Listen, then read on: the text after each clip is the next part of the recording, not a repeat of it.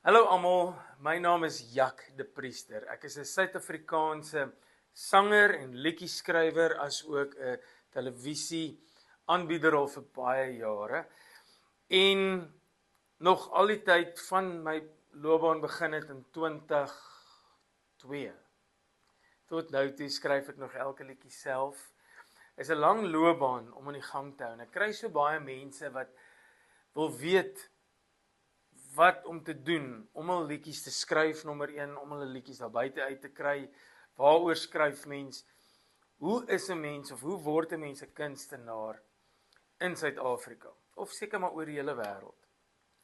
So, jy kan my ontmoet op my mentor, dat ek jou my journey kan vertel, ons mekaar dalk beter kan leer ken, en miskien 'n paar stappe gee van hoe dit is om 'n droom te hê, stories te hê, maar hoe om dit bymekaar te sit in liedjies, hoe om dit te skryf dalk ook selfs, of hoe om dit so in 'n pakket te sit dat jy daarmee kan toer en dat mense daarna kan luister en jy dit kan opneem.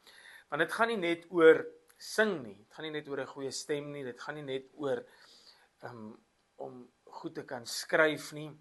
Daar's 'n kombinasie van faktore wat maak dat 'n mens 'n kunstenaar word of 'n sangloopbaan het en kan toer oor die wêreld en oor Suid-Afrika spesifiek.